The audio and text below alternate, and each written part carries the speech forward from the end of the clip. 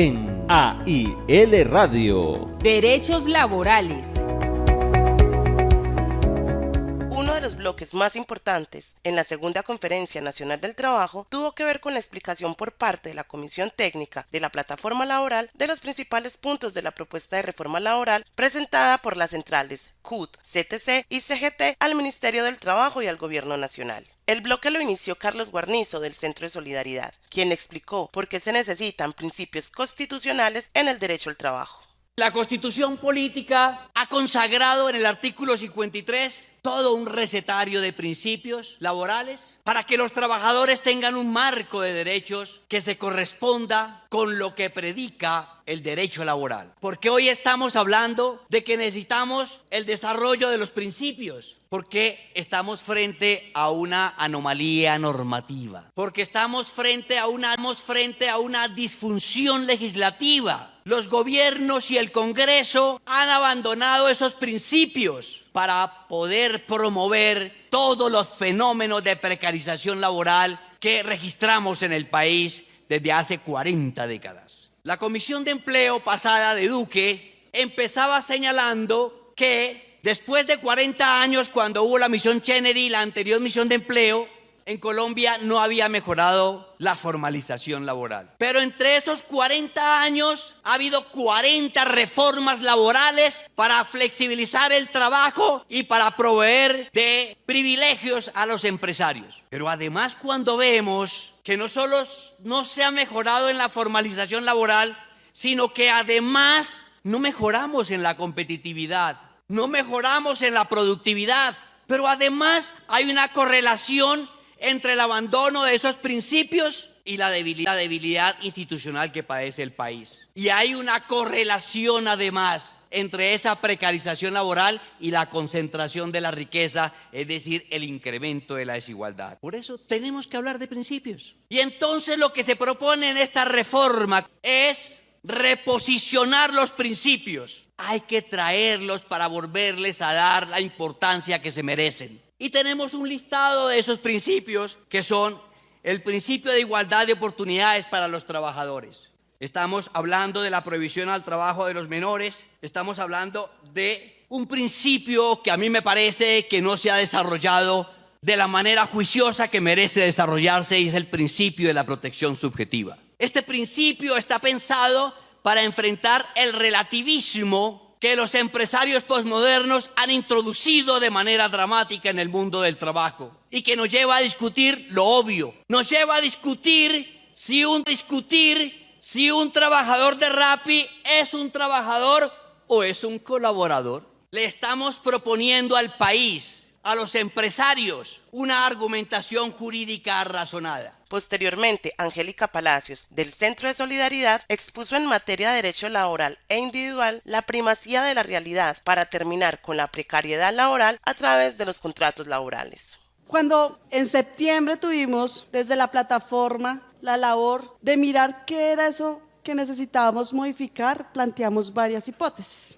Y la primera era llegar a revisar cuáles eran las principales afectaciones de todos los trabajadores en Colombia. Y veíamos que lo primero era la precarización laboral, pero también la informalidad que se venía presentando. Veíamos que lo principal en materia de derecho laboral individual que debíamos reformar era algo que llamaríamos la primacía de la realidad. Y veíamos cuál era el papel de nosotros frente a mejorar las condiciones allá de la intermediación y la tercerización, y de empezar a buscar la necesidad de que dentro de la norma se pudiera hablar de que no era permitido por parte de los empresarios, de los empleadores, seguir mediante contratos de trabajo que precarizaran las condiciones laborales. Y desde este punto de vista, nuestro primer artículo va a traer varios aspectos. El primero es que ninguna entidad o empresa podrá contratar actividades misionales permanentes. Y veíamos que era necesario modificar lo que pensamos en materia laboral y decir no solamente los trabajadores que prestan sus servicios mediante proveedores a beneficiarios, sino también los trabajadores que prestan los servicios mediante plataformas digitales. Y es así como concluimos que era importante que ninguna modalidad contractual podría llegar a simular el verdadero empleador, pero tampoco la relación laboral, la duración del el contrato y las actividades que se realicen. Desde el principio de la primacía de la realidad, no solamente es demostrar que fui contratado para unas actividades, sino es demostrar quién es mi verdadero empleador, quién me paga y cuáles son las relaciones o actividades que vengo a formar.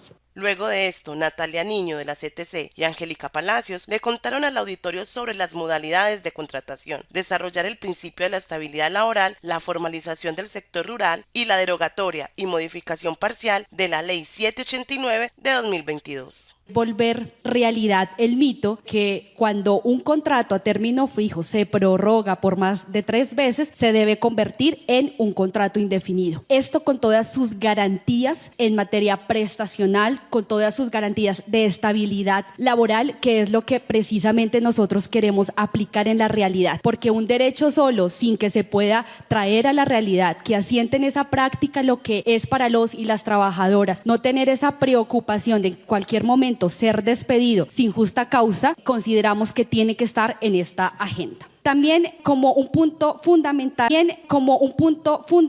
dentro de las propuestas que hemos hecho, precisamente va en el marco del artículo 53 del bloque de constitucionalidad. Esta propuesta del movimiento sindical radica precisamente en la seriedad que nosotros vemos de la estabilidad laboral de los y las trabajadoras. Formalización del sector rural. Esta es una propuesta de las centrales sindicales en el interés que tenemos de cambiar la realidad del campo, de los y las trabajadoras del sector rural. Consideramos muy importante que desde el trabajo decente y digno pueda ser una realidad en las zonas rurales, y no solamente por las brechas de desigualdad que existen hoy por hoy en materia de protección social y en materia de ingresos, sino que va más allá de lo que hoy tenemos y que además ha sido una lucha de las organizaciones sindicales, de las centrales sindicales, con lo que fue en el 2020 los famosos pisos de protección social. Estos pisos de protección social que en ningún momento tuvieron un arranque en condiciones dignas y nunca tampoco en que hoy consideramos que con esta propuesta se debe tener una seria responsabilidad del Estado y de la sociedad de tener unos mínimos de arranque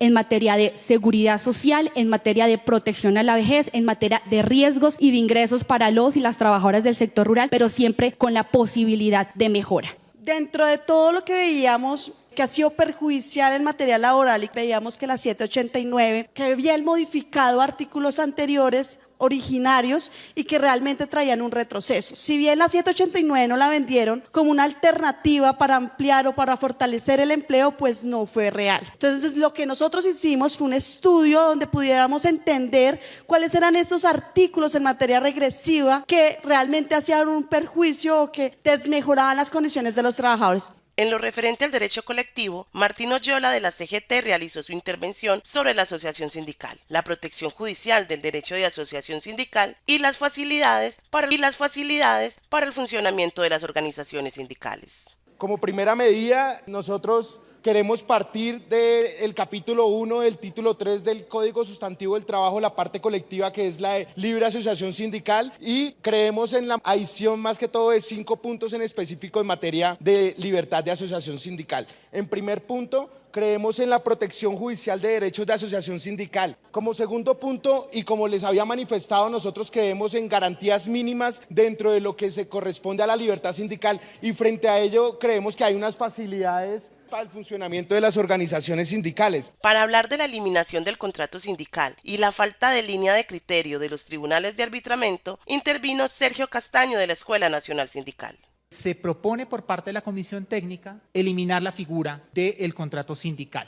Esto basado en compromisos y en señalamientos que ya ha hecho la Organización Internacional del Trabajo en publicación del informe de aplicación de normas del trabajo de la reunión 109 del año 2020 y 2021. Esta situación se ve específicamente dada la progresión, de acuerdo a las mismas cifras que tiene en sus bases de datos la Escuela Nacional Sindical, de que solamente entre el periodo entre 2001 y del 2011 apenas hubo 242 contratos sindicales y saltaron en la última década a 20.420.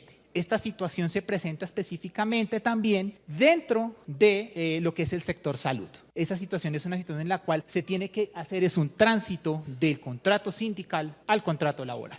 La segunda está en referencia con los tribunales de arbitramiento. Los tribunales de arbitramiento tienen un problema que hemos al menos detectado dentro de la comisión técnica y está sustentada en que no hay una línea de criterios y que únicamente se ha limitado a que de forma extendida y de forma ampliada se defiendan derechos constitucionales y legales, privilegiando la parte de los empresarios. En esa medida, creemos también que lo que tiene que hacerse en esta parte de la normativa, lo que proponemos es, uno, que se creen criterios de estudio por parte del Tribunal de Arbitramiento referente a todos los temas que sean propuestos en el conflicto colectivo de trabajo. Segundo, tiene que haber una formación especializada por parte de estos árbitros de manera que conozcan los temas o tengan un conocimiento suficiente de ciertos temas que pueden tratar en los conflictos laborales. En esa medida creemos que es lo que es necesario para agilizar y dar una negociación colectiva y unas capacidades al Tribunal de Arbitramiento mucho más amplias. Para sustentar el contexto económico del país y la importancia de la reforma laboral, Jaime Rendón de la Universidad de La Salle y Víctor Ramírez de la Escuela Nacional Sindical hablaron del tema. Jaime Rendón expuso sobre el crecimiento económico colombiano. Escuchemos. En septiembre todo el mundo estaba enloquecido creyendo que la economía se iba a acabar y que íbamos a entrar al peor de los mundos. Hoy, que estamos en febrero, nadie ha vuelto a hablar de crisis económica. ¿Qué es lo que ha venido pasando? Lo que ha venido pasando es una recuperación del empleo. Se han venido recuperando las dinámicas empresariales, obviamente, después de unas condiciones de pandemia, después de unas muy duras condiciones en donde buena parte de los trabajadores y las trabajadoras informales no pudieron o incluso salieron de su trabajo, perdieron su trabajo. Y aquí debo aclarar una cosa, quienes perdieron su trabajo en primera instancia fueron las mujeres. Y obviamente las últimas que están recuperando el trabajo son las mujeres. Eso es una condición, una característica fundamental de lo que está pasando en el mercado de trabajo. Entonces, estas cifras de mejor recuperación de lo que ha venido presentando tanto el gobierno anterior como este gobierno, de unas mejores condiciones y de recuperación del empleo, pues los económicos están nuevamente en marcha y ya tenemos una mayor cantidad de gente en el mercado de trabajo. Por su parte, Víctor Ramírez presentó los principales indicadores económicos. La inflación, como todo lo hemos vivido, está superando niveles históricos que han llegado a 13.2%. Esa inflación, cuando nosotros miramos también cómo se ha comportado el aumento del salario mínimo con las inflaciones en Colombia, encontramos también esas pequeñas brechas en el que el salario como tal nunca en los últimos 20 años, 15 años, ha superado las brechas entre 1 y 2%, que después, cuando nosotros se nos hace el aumento, 4, 5, 6 meses después, perdemos de nuevo nuestro poder adquisitivo. Esa, digamos, es uno de los comportamientos que hemos tenido en materia inflacionaria versus los aumentos salariales que en el marco de la propuesta de la reforma laboral también tenemos que empezar a pensarnos. Otro de los elementos más importantes en el contexto de esta reforma es, cómo están los salarios mínimos en los países OCDE, al menos como para intentar compararnos en algo. Colombia sigue siendo al 30 de enero uno de los países con menos ingresos en comparación con los otros países de la OCDE, lo que nos sigue manteniendo como uno de los países, aparte de los más desiguales, sino que también por la cantidad de ingreso que reciben los trabajadores y trabajadoras. Y pues ni hablar cómo están los salarios en materia de cada una de las actividades económicas, donde solo las actividades como el sector financiero, las comunicaciones y la creación que han venido repuntando en materia de salarios no han podido, digamos, resolver el problema de la equidad en cuestión de ingreso en todos los sectores económicos de la economía. En Colombia, en la actualidad, contamos con alrededor de 5.000 sindicatos, concentrados principalmente en la ciudad de Bogotá. Tenemos en esta propuesta y en la propuesta del gobierno nacional la ampliación, la descentralización del país va a ser muy importante. Algo, y es que cuando nosotros estamos planteando como plataforma laboral sindical en apoyo a las 3 centrales sindicales de este país una reforma, es que esto tiene que cambiar. Hay que defender esta reforma todos el 14 de febrero a las calles, que es lo que sabemos hacer. Las trabajadoras sindicalistas que hacen parte de la Comisión Técnica de la Plataforma Laboral han construido el articulado para proponerle al país una reforma con enfoque de género. Alejandra Trujillo de FESCOL explicó las razones para una reforma laboral con enfoque de género. Contarles los avances de lo que hemos venido trabajando para incluir los derechos de las mujeres y para apostarle a la reducción de brechas de género en la reforma laboral. Y primero yo quisiera compartirles, aunque seguramente bastaría la razón de que somos más del 50% de la población de por qué una reforma laboral debe tener enfoque de género. Sin embargo, hay otros elementos que creo que sirven de contexto y que nos van a ayudar a insistir que si queremos realmente que esta reforma laboral sea transformadora, debe tener sí o sí un enfoque de género. Y en primer lugar, tiene que ver con la autonomía económica y el acceso a ingresos propios de las mujeres. En la zona rural, más del 50% de las mujeres no tienen ingresos propios y en las zonas urbanas eso llega más o menos al 35%. Y sabemos que no tener autonomía económica tiene efectos en el ejercicio de otros derechos. Implica que no podamos tener autonomía política e incluso que en muchas ocasiones no tengamos autonomía de nuestros propios cuerpos. La segunda razón, pues, es que a pesar de que las mujeres hemos ingresado de forma masiva al mundo del trabajo remunerado, los hombres no han hecho lo mismo en el mundo del trabajo no remunerado. Entro a la tercera razón y es el reconocimiento y la redistribución. El trabajo y la redistribución. El trabajo, tal como lo concibe incluso nuestro Código Sustantivo del Trabajo, está asociado al salario. Y eso quiere decir que eso que hacemos la mayoría de las mujeres en los hogares, que implica cuidar de otros y de otras, que implica el trabajo doméstico, no se reconoce como trabajo, ni socialmente, ni económicamente, ni genera derechos. Para finalizar este bloque, Sandra Muñoz de Viva la Ciudadanía expuso los temas para la reforma laboral con enfoque de género. Contarles que desde esta comisión técnica hay un grupo de mujeres que viene pensándose cuáles serían los temas que debería incluir una reforma laboral que tenga un enfoque de género, pero también un enfoque diverso, que reconozca que hay unas diferencias intrínsecas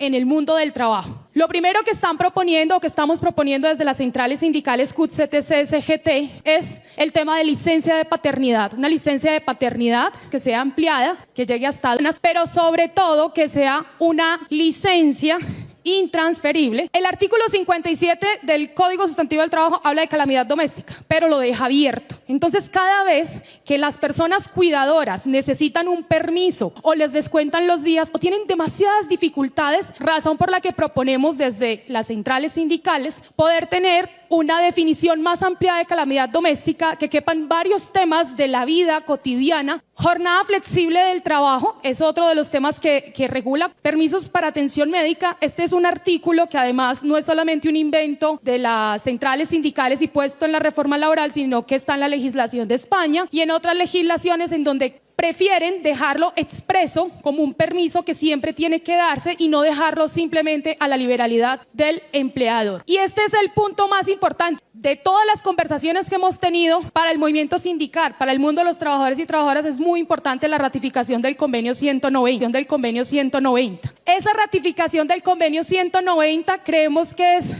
el primer paso que tenemos que dar para superar las violencias basadas en género que tenemos en el mundo del trabajo. Las centrales sindicales estarán generando espacios pedagógicos para discutir los principales puntos de la reforma laboral. Estos espacios serán a nivel nacional, departamental y regional, con el sindicalismo y la ciudadanía en general. Este programa es producido por la Escuela Nacional Sindical con el apoyo de la Asociación de Institutores de Antioquia, ADIDA. Escúchelo por ADIDA Radio o por su plataforma digital preferida.